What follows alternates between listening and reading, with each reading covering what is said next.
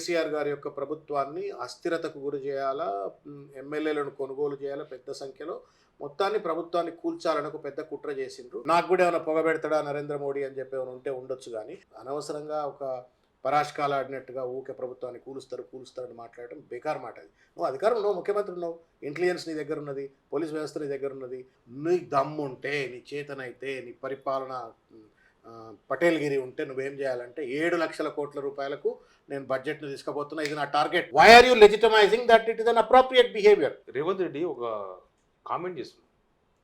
BRS BJP కలిసి రేవంత్ రెడ్డి ప్రభుత్వాన్ని, కాంగ్రెస్ ప్రభుత్వాన్ని పడగొట్టే ప్రయత్నం చేస్తున్నాయి. పడగొడితే ఏం మాట్లాడుతుందో చూస్తున్నావు కదా, పడగొడితే పండబెట్టి తొక్కుదా, ఇవన్నీ మాట్లాడుతుంది. నిజంగా బీఆర్ఎస్ కాంగ్రెస్ పడగొట్టాలని ప్రయత్నం చేస్తుందా? ఈ ఉల్టా చోర్ కోత్వాల్కు డాంటే అని ఒక సామెత ఉంటుంది. రేవంత్ రెడ్డికి ఏంది, తను కేసీఆర్ గారి ప్రభుత్వాన్ని కూల్చి కుట్ర చేసినాడు.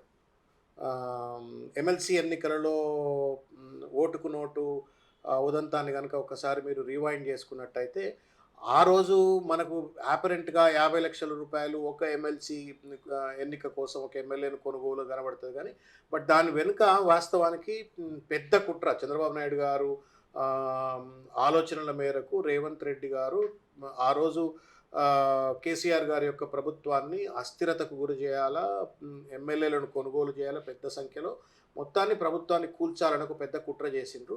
కాకపోతే ఏంటంటే దుందుడుకు స్వామి కాబట్టి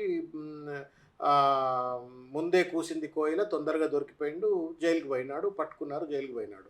ఇవాళ ఏంటంటే నేను నేర్పిన విద్యే కదా, నన్ను ఎవరన్నా ఊలగొడతారా అని చెప్పని ఒక భయంతో ఇవాళ రేవంత్ రెడ్డి గారు మాట్లాడుతూ ఉన్నారు. ఇది ఒక స్కిజోఫ్రెనియా అని చెప్పని ఒక డిసీజ్ ఉంటుంది, సైకలాజికల్ డిజార్డర్ అదనమాట. ఉన్నది లేనట్టు, లేనిది ఉన్నట్టు ఒక భ్రాంతి. కేసీఆర్ గారు is not in that intention, in that mood at all. ఇవాళ ఆయనకేమైనా నరేంద్ర మోడీ అనేటి ఆయన దేశవ్యాప్తంగా ఏ ప్రభుత్వాన్ని, ముఖ్యంగా కాంగ్రెస్ ప్రభుత్వాలను అధికారంలో ఉండనిస్తలేడు. కర్ణాటకలో ఎట్లా చేసిండ్రో మనం చూసినాము, దేశవ్యాప్తంగా గోవాలో ఎట్లా చేసిండ్రో చూసినాము, అస్సాంలో ఎట్లా చేసిండ్రో, మిగతా అనేక మహారాష్ట్రలో ఎట్లా చేసిండ్రో చూసినాం. ఇన్ని రాష్ట్రాల్లో చూసిన తర్వాత నాకు కూడా ఏమైనా పొగబెడతాడా నరేంద్ర మోడీ అని చెప్పి ఏమైనా ఉంటే ఉండొచ్చు, కానీ ఆయన నరేంద్ర మోడీని డైరెక్ట్గా అనలేక, ధైర్యం లేక కేసీఆర్ గారి పైన లేకపోతే కేటీఆర్ గారి పైన బీఆర్ఎస్ పార్టీ పైన దాడి చేసే ప్రయత్నం చేస్తే దానివల్ల ఒనగోరేటువంటి ఒక లాభం ఏమీ లేదు. రెండవది ఏంటంటే అది జరుగుతుందో జరగదో అయిపోయింది, బడేమి ఆ చోటేమి అయిపోయినరు. మేము ఇద్దరం కలిసి లోపల ప్రధానమంత్రితో సీక్రెట్గా మాట్లాడుకున్న, పర్సనల్గా చాలా ముచ్చట్లు మాట్లాడుకున్నాం అని చెప్పని కూడా ఆర్కే ఇంటర్వ్యూలో చెప్పినారు.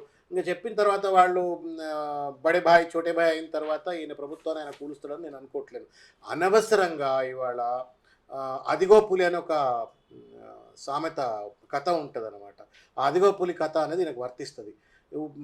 ఒక తండ్రి ఒక కొడుకు ఇద్దరు బాయికాడికి పోతుంటే కొడుకు ఒక చిలిపి ఆలోచన వస్తుంది, తండ్రిని ఆట పట్టిద్దామని. తండ్రి ఎక్కడో ముందు ఉంటాడు, కొడుకు అనుకుంటాడు అదిగో పులి అనగానే తండ్రి రుకొచ్చే ఇక్కడ రా పులి అంటే, లేదు నాయన ఉట్టిగానే చెప్పినా అన్నాడట. మళ్ళీ కొద్ది దూరం అయినా మళ్ళీ అట్లా ఏడ్చిండు. ఆఖరికి 3-4 సార్లు అయిన తర్వాత పులి నిజంగానే వచ్చింది, ఆ పొరగాన్ని చంపేసింది.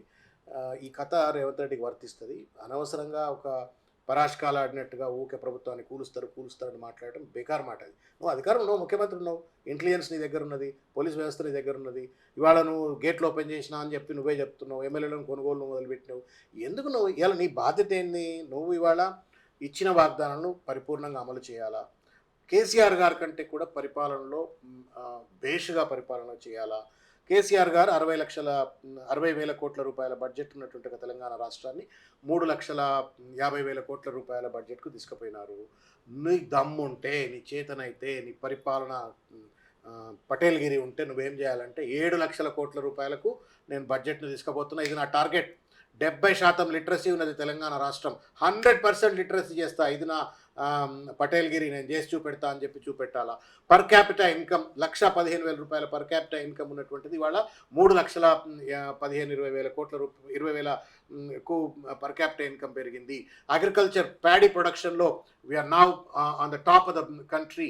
నేను దానికంటే డబుల్ ప్యాడీ ప్రొడక్షన్ చేస్తా, అగ్రికల్చర్ ప్రొడక్షన్ చేస్తా, పరిపాలన ఎంత బాగా చేస్తా, ప్రజలను ఎంత బాగా చూసుకుంటా అనేది పోయి పొద్దున్న లేస్తే ఆ 3 పూలు 6 కాయలు అని అంటాం కదా, అట్లా కాదు, 3 తిట్లు 6 శాపనార్థాలు అన్నట్టు పొద్దున్న లేస్తే పనికిరాని మాటలు, ముఖ్యమంత్రి కుర్చీలో కూర్చున్నా అనేటువంటి ఒక హోదాను మర్చిపోయి మాట్లాడుతూ ఉన్నారు వారు.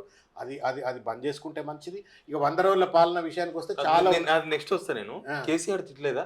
ఆ? కేసీఆర్ తిట్టిండ్రు కదా, కేసీఆర్ తిట్టినప్పుడు కేసీఆర్ తిట్టిండ్రు కాబట్టి మేము కూడా తిడతాం ఇప్పుడు అంటున్నారు. కరెక్టేనండి. కేసీఆర్ తిట్టినప్పుడు సమ్మగా ఉన్నది మంచిగా ఉంది అన్నవాను, ఏమన్నావు నువ్వు అయాలా? తప్పే. తప్పన్నవా? ఉమ్. మరి నువ్వేం చేస్తున్నావు? అదే తప్పు ఇయాలా నువ్వేమన్నావు అయాలా? అదే కాంగ్రెస్ గాంధీ భవన్ వేదిక మీద కేసీఆర్ గారు మాట్లాడుతున్నటువంటి ఒక భాష తప్పు అన్నావు. నీలాంటి మీడియా వాళ్ళు అయితే కట్ చేసి ముక్కలు చేసి కేసీఆర్ గారిని చూపెట్టే ప్రయత్నం చేసిండ్రు. మరి అదే తప్పు నువ్వెందుకు చేస్తున్నావు? You said that it was wrong. మీరే అన్నారు, రేవంత్ రెడ్డి గారే అన్నారు ఈ తప్పు చేస్తున్నాడు, భాష బాగాలేదు అని చెప్పని అన్నారు. ఇలాంటి మీడియా సంస్థలు కూడా చెప్పిండ్రు. మరి నువ్వెందుకు అదే తప్పు చేస్తున్నావు? Why are you legitimizing that as inappropriate behaviour? Why are you legitimizing that it is inappropriate behaviour? నువ్వు కండెమ్ చేసినావు. తొక్కుతా సంపుతా అని కేసీఆర్ ఏం అనలే. సంపుతా, తొక్కుతా, పండబెట్టి తొక్కుతా, మానవ బాంబులు అయితా, ఏం అట్లా అంత దుర్మార్గంగా ఏం మాట్లాడలే. ఒకవేళ పరుషమైన భాష మాట్లాడినప్పుడు తప్పన్నావు నువ్వు. నేను కూడా తప్పన్నా ఆ రోజుల్లో కాంగ్రెస్ పార్టీలో ఉన్నప్పుడు. మరి నువ్వెందుకు మాట్లాడుతున్నావు భయ్య ఇలా?